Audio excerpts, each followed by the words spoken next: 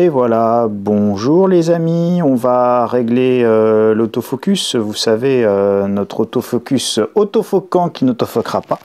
Et me voilà qui apparaît. Bonjour tout le monde, et bien écoutez, navré pour la semaine dernière, mais j'étais un petit peu court en temps, donc du coup je n'ai pas pu faire de JT du grenier, mais on va se rattraper cette semaine avec un sujet extraordinairement passionnant, les CBDC. Et qu'est-ce que les CBDC? Eh ben, c'est les monnaies digitales de banque centrale.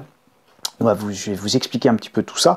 Et donc notamment l'euro digital. Et l'euro digital, c'est quelque chose qui va changer nos vies, changer vos vies. Changer nos vies comme l'euro a changé nos vies. Et donc c'est un changement absolument phénoménal qui arrive et qui se profile à l'horizon.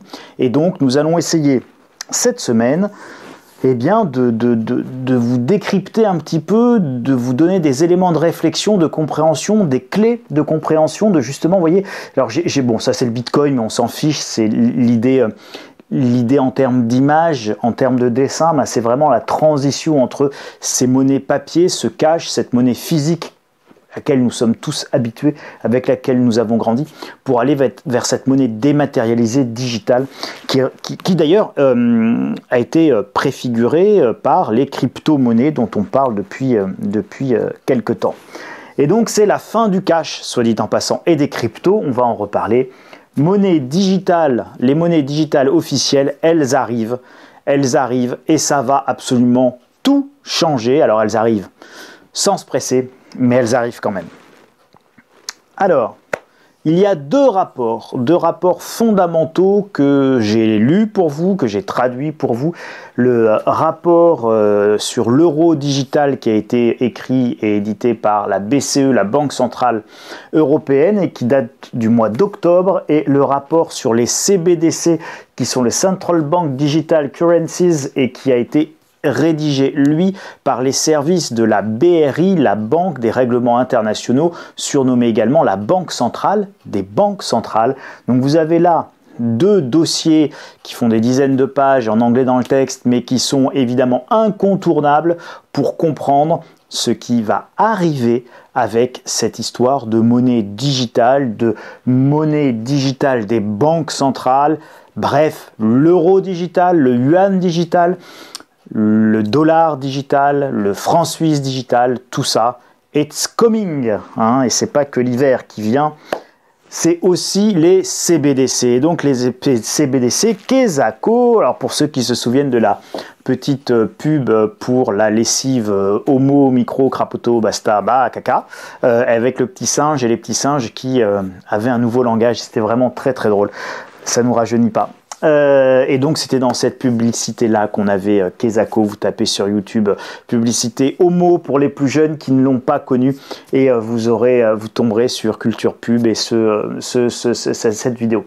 Central Bank Digital Currency, c'est la monnaie numérique de banque centrale, autrement dit, et pour vous faire un gros bon résumé, j'insiste, un gros bon résumé, parce que c'est un tout petit peu plus technique et compliqué que ça. Mais globalement, c'est un Bitcoin, mais un Bitcoin officiel. Voilà l'idée. Alors, les banques centrales sont à la manœuvre. Vous avez ici la liste des banques centrales qui ont participé, si vous voulez, dans l'étude de la Banque des règlements internationaux, donc de la BRI, dans ce rapport ici, d'accord? Ce rapport ici, il est basé sur la Banque centrale du Canada, du Japon, la Banque centrale suisse, la Banque centrale américaine, la Banque centrale européenne, la Banque de Suède, la Banque d'Angleterre et la BRI, la Banque des règlements internationaux.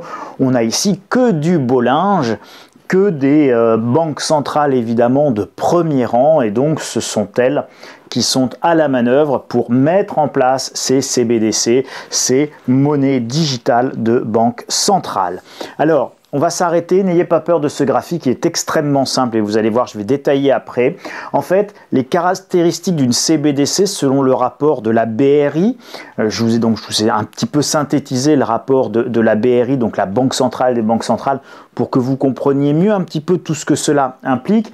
Vous avez 3 dimensions dans une monnaie digitale de banque centrale. Vous avez la dimension de l'instrument, la dimension institutionnelle et la dimension systémique. Alors une banque, une monnaie digitale, elle va évoluer dans un système, dans un écosystème financier, dans un écosystème numérique, dans un écosystème économique, dans un écosystème bancaire.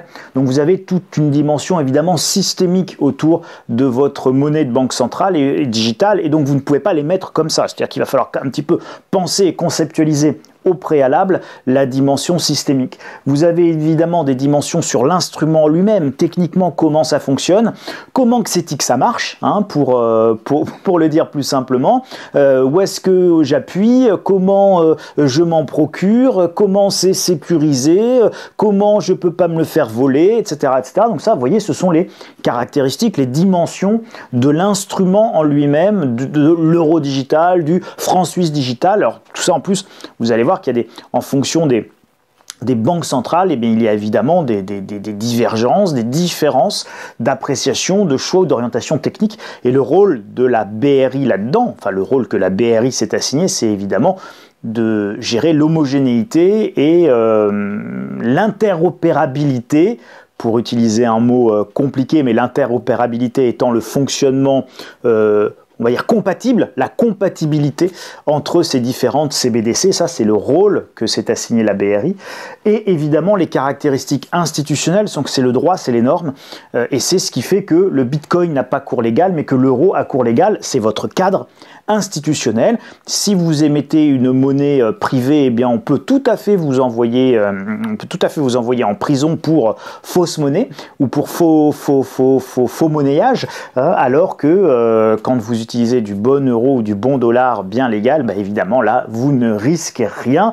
Quoique, si vous utilisez le dollar pas comme les Américains le souhaitent, vous avez également le droit, les normes, les règles d'extraterritorialité, souvenez-vous, qui fait que les États-Unis mettent une amende à une banque européenne ou à une entreprise européenne qui a commercé et qui a utilisé des dollars, alors que, par exemple, un pays comme l'Iran, au hasard, était sous embargo américain. Donc, voilà un petit peu ce qu'est le cadre institutionnel ou la dimension institutionnelle d'une CBDC et d'une monnaie digitale de banque centrale, pour vous synthétiser un petit peu l'ensemble et les 3 dimensions majeures qu'il va falloir traiter et auxquelles il va falloir apporter des réponses extrêmement précises pour qu'une monnaie digitale de banque centrale puisse voir le jour de manière efficace.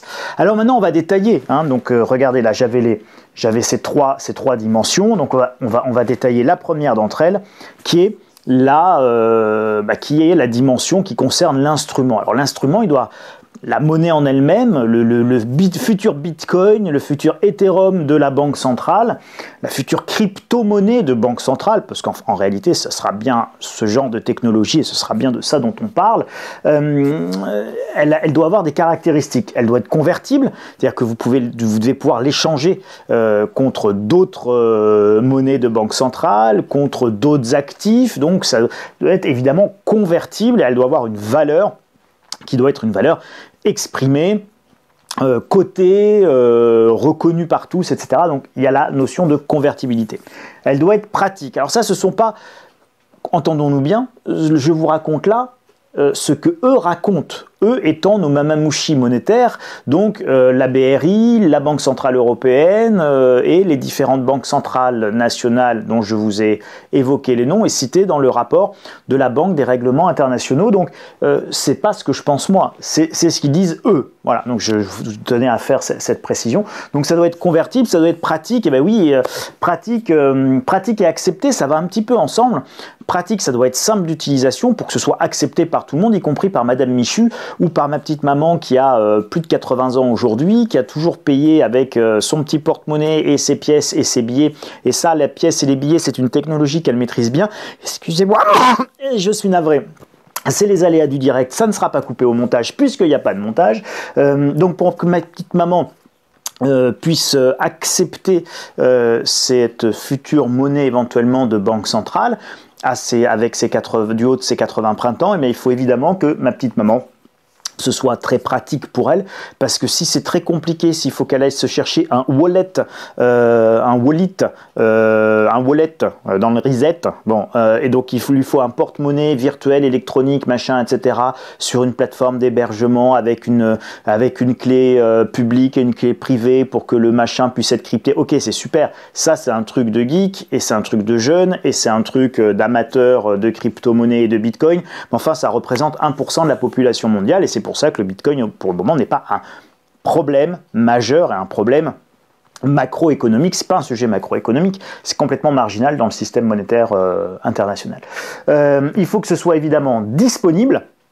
Et oui, il faut qu'il y ait la disponibilité de cette monnaie, de cette devise, il faut qu'il y en ait des quantités suffisantes, il faut que le coût soit faible ou qu'elle soit gratuite. Bitcoin a eu un problème à un moment donné parce que les coûts étaient grimpés en flèche, parce qu'il fallait que les mineurs authentifient les transactions, etc. Enfin bon, bref, c'est des trucs un petit peu compliqués qui faisaient que le coût de transaction augmentait en fonction de la demande, enfin non, pas de la demande, du nombre de transactions effectuées à ce moment-là. Et donc le système était un petit peu embolisé. Avec des délais de transaction qui étaient devenus extrêmement longs, qui pouvaient même à un moment donné, on craignait que ça atteigne plusieurs mois.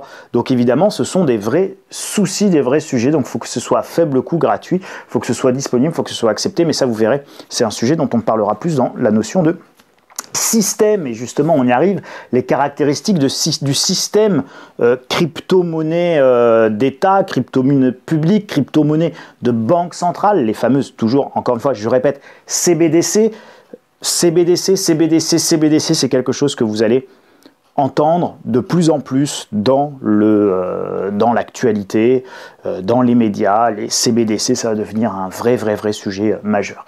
Et donc là, vous allez, on en parle un peu avant tout le monde, si vous voulez. Donc il faut que ce soit évidemment sécurisé. Oui, si tout le monde peut vous piquer vos bitcoins, vos CBDC, vos bons euros digitaux, et ben ils sont pas bons ces euros digitaux, et vous en voudrez pas parce que vous considérez que ce n'est pas sécurisé. Il faut que ce soit instantané.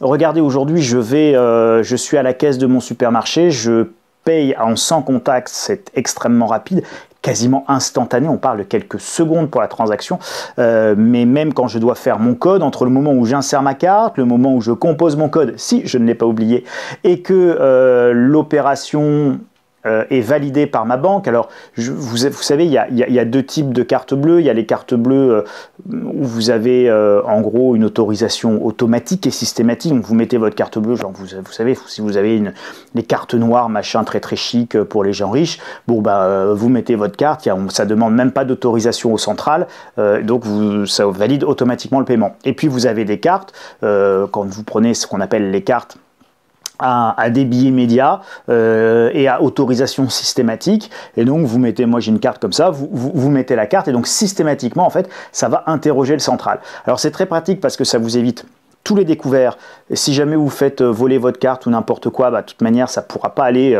en dessous de zéro, voilà, donc forcément ça vous limite vos possibilités, mais ça vous protège également d'un éventuel découvert.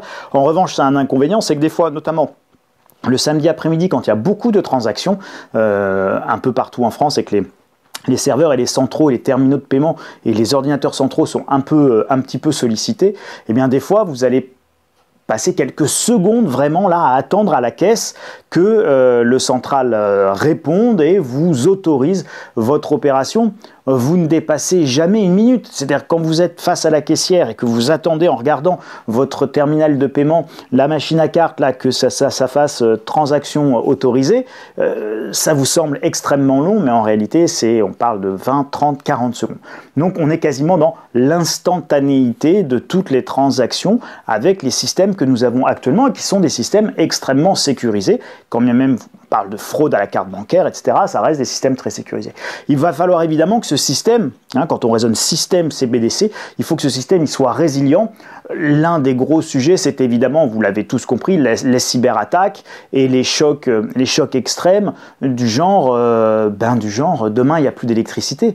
Donc si demain il n'y a plus d'électricité parce que un astéroïde est tombé sur la Terre, parce que les extraterrestres nous ont envahis, ou, vous voyez là, je m'amusais à prendre des cas complètement délirants, ou plus simplement et de manière assez, je dirais, assez régulière et récurrente, vous avez une grande tempête qui balaye la France du type événement qu'on avait connu en 1904, tempête de 99. Ça arrive, regardez ce qui s'est passé dans le Var récemment, ça arrive, donc des événements météo qui sont un petit peu extrêmes, mais sans être non plus du tout annonciateurs de la fin des temps ni de la fin du monde. C'est facile d'avoir une coupure d'électricité, quoi. Et donc, vous pouvez encore avoir des transactions économiques quand vous avez du cash, du physique, parce qu'on peut s'échanger physiquement des choses hors réseau. Et là, évidemment, dans un système comme ça, il faut une présence de réseau, d'électricité, de systèmes qui fonctionnent. Est-ce que c'est si résilient, si disponible que ça? Donc vous comprenez bien tous les enjeux qu'il y a derrière pour concevoir un système qui soit effectivement robuste, résilient, instantané, disponible 24 heures sur 24, 7 jours sur 7, 365 jours par an, bien évidemment. Eh bien, c'est pas si simple que ça de concevoir un système qui soit extrêmement robuste et pas fragile et bien sécurisé et pas piratable et pas cyberattaquable. Je vous laisse imaginer si demain un grand pays ou un groupe terroriste réussit à vous mettre à plat ou à genoux votre système de paiement. C'est compliqué, donc évidemment, pour qu'il soit résilient, il faut aussi qu'il soit assez diffus. Il faut qu'il y ait plusieurs intervenants et tout un écosystème et tout un système de redondance où, regardez Internet est redondant. Le débit volumé, je suis fatigué, volume de transactions, évidemment, les volumes, donc c'était pas un Z mais un S, les volumes de transactions, et c'était ce dont je vous parlais tout à l'heure sur le Bitcoin, où à un moment donné, il n'y avait plus de capacité suffisante de minage pour authentifier les transactions et les opérations, et donc comme il y avait plus de capacité chez les mineurs, le prix et le coût de transaction s'est envolé, ainsi que le délai d'attente pour valider une transaction, et donc vous attendiez plusieurs semaines. Alors ça rendait totalement inopérant l'utilisation du Bitcoin pour des transactions commerciales classiques. Imaginez, vous remplissez votre caddie de produits congelés chez Carrefour, vous arrivez, vous payez avec votre carte bleue mais en Bitcoin, et là le TPE vous dirait « Ah, merci d'attendre 15 jours que nous validions votre transaction ». Donc évidemment, Monsieur Carrefour ne va pas vous laisser partir avec votre caddie entier de surgelé que vous n'avez toujours pas payé et dont il n'est pas sûr d'avoir la confirmation de la transaction, dont il va falloir qu'il attende 15 jours. Donc évidemment, c'est totalement inefficace et totalement inutile comme système de paiement. Ça ne peut pas fonctionner. Donc c'est l'un d'ailleurs des principaux problèmes des crypto-monnaies actuellement, c'est leur capacité de débit et de gestion des volumes de transactions. Ensuite, il faut que ce soit un système qui soit évolutif, puisque là, vous vous rendez bien compte qu'on passe de la préhistoire monétaire, les pièces et les billets, à l'histoire moderne et à la technologie et au high-tech dans la monnaie. Le problème, c'est que si vous prenez votre premier ordinateur d'il y a 20 ans et celui d'aujourd'hui, c'est pas tout à fait la même chose. Si vous prenez votre première connexion Internet avec un modem il y a 15 ans et avec votre fibre optique aujourd'hui, c'est pas tout à fait la même chose. Et donc, vous voyez qu'il y a une évolution qui est absolument considérable. Et pareil, si vous prenez votre premier téléphone portable et votre dernier smartphone, on ne parle pas tout à fait de la même chose, ni des mêmes possibilités, ni des mêmes capacités. Donc, il va falloir concevoir un système qui soit complètement évolutif. Et ça, c'est extrêmement compliqué également. De penser portabilité, futur, très compliqué de concevoir dès le départ un système qui soit évolutif alors qu'on ne sait pas vers quoi il pourrait être amené à évoluer ni quelles seraient les technologies vers lesquelles ce système pourrait être amené à évoluer. Donc vous voyez qu'on est sur des choses qui sont extrêmement compliquées, il faut que ce soit interopérable, je vous en ai déjà parlé un petit peu, donc interopérable c'est évidemment il faut que ça puisse fonctionner entre les différentes zones économiques, entre vous partez aux États-Unis, donc votre portefeuille ou votre porte-monnaie électronique ou virtuelle de monnaie digitale, il doit pouvoir accueillir de l'euro digital, du dollar digital, vous devez pouvoir faire des opérations de change, etc., etc. Donc évidemment, c'est très complexe là aussi, mais il faut que ce soit interopérable, flexible et adaptable. Donc ça, ce sont les caractéristiques du système. Pour les caractéristiques institutionnelles, il y en a beaucoup moins, ça peut sembler beaucoup plus simple, mais en réalité c'est extrêmement complexe aussi. C'est un cadre juridique solide et des normes. Alors les normes, ce sera des normes techniques, ça sera des normes d'interopérabilité, donc ce sera des normes de système, évidemment. Ce sera également des normes juridiques, qu'est-ce qu'on a le droit de faire, de ne pas faire. Ce sera évidemment aussi un cadre, on parlait de l'extraterritorialité du dollar, il est fort probable que nous ayons un cadre un cadre juridique américain qui, par exemple, va inclure de l'extraterritorialité. Il va inclure, par exemple, quand est-ce qu'on vous supprime votre porte-monnaie digitale, quand est-ce qu'on vous efface du système bancaire si vous n'avez pas été sage. Donc il va y avoir un cadre juridique qui peut prévoir ce genre de choses, et donc évidemment, quand on passe d'une monnaie physique qu'on ne peut pas vous empêcher de détenir à une monnaie digitale dont on peut contrôler parfaitement la détention que vous en avez, on ne parle pas non plus du tout de la même chose, et ça pose de vrais problèmes, évidemment démocratiques, sur ce que l'on peut faire, qui peut le faire, est-ce que c'est un juge qui intervient, pas un juge, enfin voilà, là on est sur des sujets extrêmement prégnants et de fond. Alors, il y a des risques majeurs de déstabilisation avec ces crypto-monnaies de banque centrale. Encore une fois, j'insiste, c'est pas si simple que ça, donc il y a des risques. Donc le premier auquel on pense, c'est évidemment la cyberattaque et donc le risque de résilience et de robustesse, mais c'est pas le seul. Il y a un risque de détention par les non-résidents.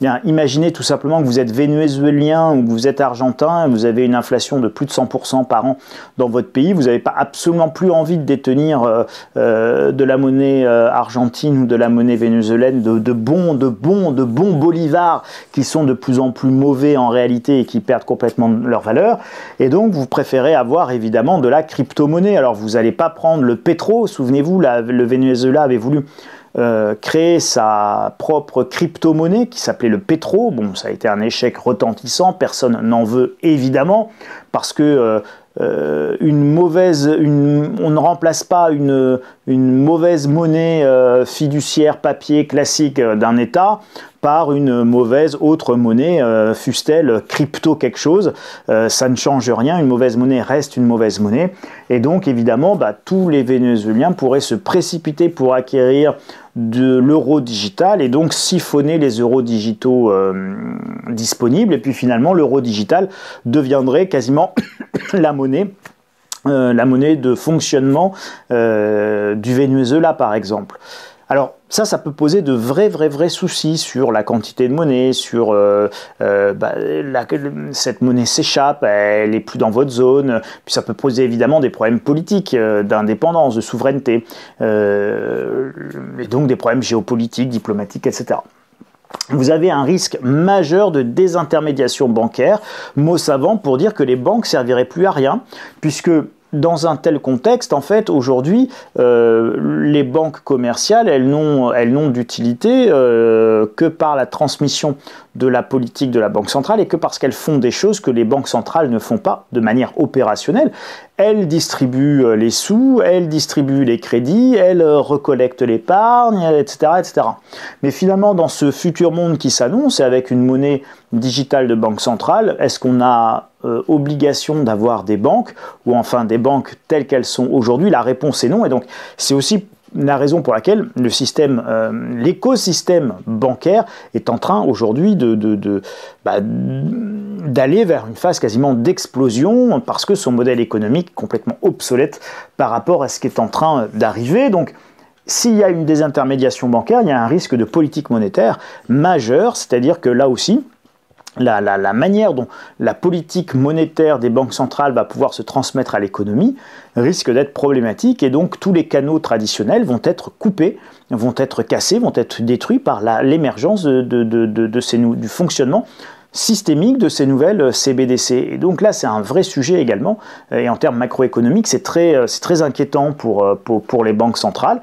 Et puis évidemment, se pose le sujet des taux négatifs et de la compatibilité d'un monde de taux négatifs avec des monnaies de banque centrale digitalisées. C'est-à-dire, est-ce qu'on va pouvoir tout simplement taxer ces dépôts, ou est-ce qu'on va pouvoir prévoir de taxer ces dépôts en monnaie digitale, ou une date de péremption de votre monnaie digitale pour pouvoir mettre par exemple des taux d'intérêt très négatifs ou profondément négatifs. J'avais fait un dossier sur ce sujet-là, vous pourrez regarder, il y a une vidéo sur les taux d'intérêt très négatifs avec un rapport qui avait été fait par le FMI et Christine Lagarde quand elle y était, enfin sous la présidence de Christine Lagarde quand elle y était.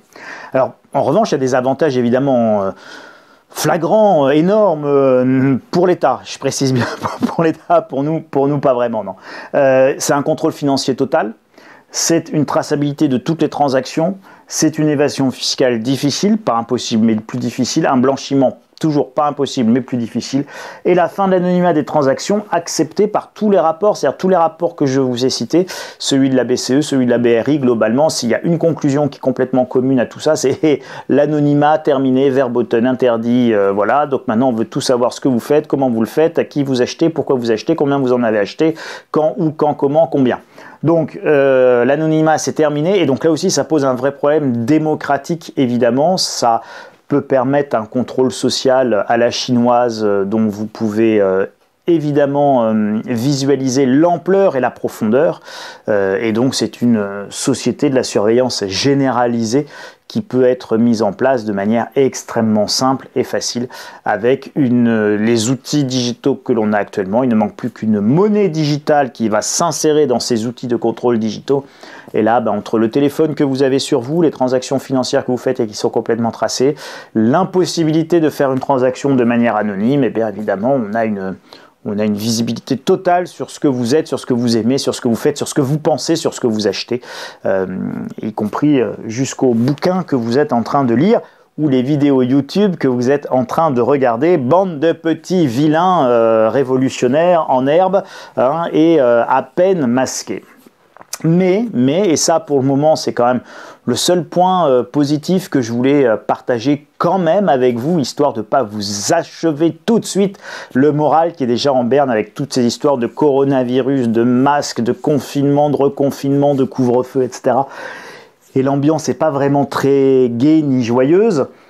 L'euro a été décidé en 1992, mais vous l'avez eu, vous vous souvenez, Maastricht, machin, etc. Mais vous l'avez eu dans vos mains que 10 ans plus tard, en 2002. Alors, entre-temps, en 1999, il y a eu la bascule vers l'euro, c'est faite en plusieurs étapes.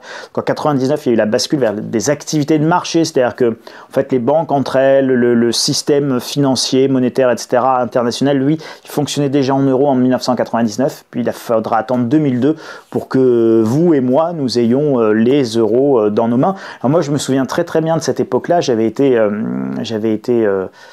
recruté dans une grande banque française pour accompagner le coordinateur euro, celui qui préparait la bascule de la banque vers cette monnaie unique. Et donc c'était évidemment un projet majeur. On était en 1997.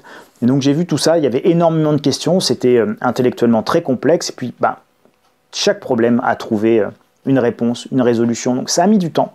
Ça a mis du temps à se construire. Il y avait ce qu'on appelait des réunions de place, c'est-à-dire les banques se concertaient, les banques travaillaient ensemble, elles échangeaient des pratiques, etc., etc. Et donc moi, j'ai vu tout ça se construire. Et donc là, ce processus d'émergence des CBDC me fait vraiment penser à ça. C'est-à-dire que vous avez affaire au même type de processus.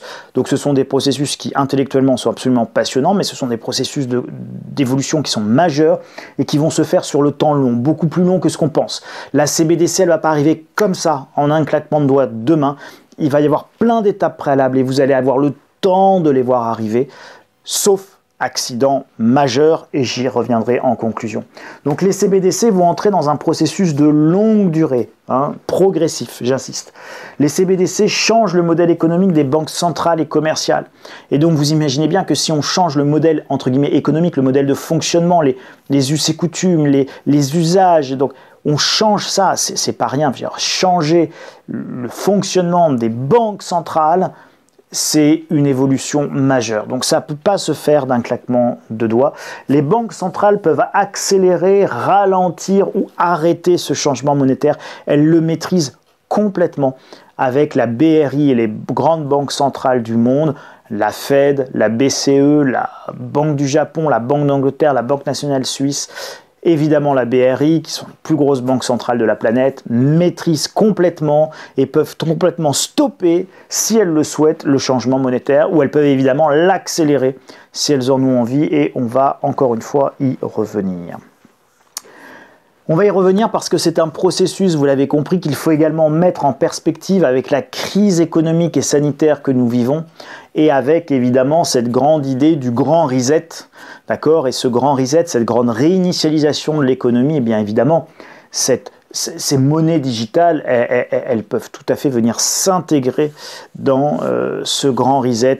Pour autant, à la lecture de ces rapports, lecture attentive, analyse attentive, j'ai une conviction, c'est que c'est à la fois lié et pas si lié que ça. Voilà, bon, ça sera très très long à expliquer, dizaines de pages d'analyse, mais voilà, c'est à la fois lié et pas si lié, et on peut avoir évidemment les deux phénomènes soit de manière conjointe, soit de manière complètement autonome et séparée.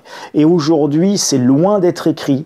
Et celui qui va vous dire « Ouais, non, mais moi, je sais, c'est sûr. » Non, il vous ment, il vous raconte n'importe quoi. Aujourd'hui, c'est pas écrit.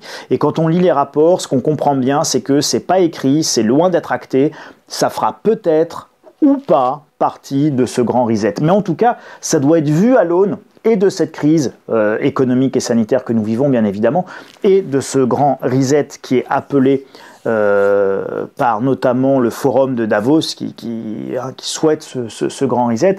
Alors pourquoi? Parce qu'une gouvernance mondiale, logiquement, elle implique créer de manière assez facilement compréhensible des institutions mondiales, une loi mondiale, une manière de vivre mondiale et puis une monnaie mondiale. Voilà. Hein, donc ça, c'est assez logique, si vous voulez. Si on parle d'une gouvernance mondiale, eh ben, quand on descend dans la décomposition du système, eh bien, chaque sous-composante du système mondial doit être mondiale aussi. La crise de la dette, toujours, ça se termine par une crise monétaire. Et une crise monétaire se termine toujours par une nouvelle monnaie. Ça prend 10 ans, ça prend 20 ans, ça prend 30 ans, mais une crise de la dette se termine toujours par une crise monétaire qui permet toujours de voir le jour pour une nouvelle monnaie. C'est extrêmement logique, et là, qu'est-ce que nous vivons si ce n'est une crise de la dette phénoménale, avec une explosion, évidemment, de l'endettement. Les taux négatifs, eh bien, les taux négatifs, là aussi, c'est un vrai sujet. Est-ce qu'on va aller vers plus de taux négatifs pour éroder la dette, ou est-ce qu'on va faire un grand reset et une réinitialisation de la dette? Là non plus, c'est pas écrit. Les taux négatifs, moi, je vous en ai parlé, je vous ai fait une grosse vidéo, des gros dossiers sur les taux négatifs. C'est une réalité aujourd'hui, ils ne sont pas profondément négatifs, mais légèrement négatifs. Demain, ils peuvent devenir très profondément négatifs, et l'hypothèse a déjà été travaillée par le FMI sur la manière dont on peut implémenter des taux très négatifs dans l'économie, des taux à 4, moins 4, moins 5, moins 6, moins 7% par exemple. Donc là, évidemment, autant dire que ça vous ruine. Donc ça a été étudié. C'est une éventualité, ça ne veut pas dire que c'est ce qu'ils vont choisir. Ils peuvent choisir l'effacement des dettes, ils peuvent choisir une réinitialisation, ils peuvent choisir l'émergence de nouvelles monnaies. Ils ne sont pas obligés de choisir les taux profondément négatifs comme mode de résolution de la crise ou comme mode de fonctionnement dans le cadre de la grande réinitialisation. Ce sont des outils qui existent, ce sont des outils qui ont été pensés. Ça ne veut pas dire que ce sont ces outils-là spécifiquement qui seront utilisés. Ça fait partie de la boîte à outils, d'où l'importance pour vous de comprendre tout ce qu'il peut y avoir dans cette boîte à outils et de savoir évidemment vous préparer à l'ensemble de ces éventualités. La guerre contre le cash, évidemment, ça vous la voyez, la guerre contre le cash, c'est une évidence. Donc, ça c'est le rapport que je vous ai fait, il est téléchargeable pour les abonnés à la stratégie, c'est téléchargeable.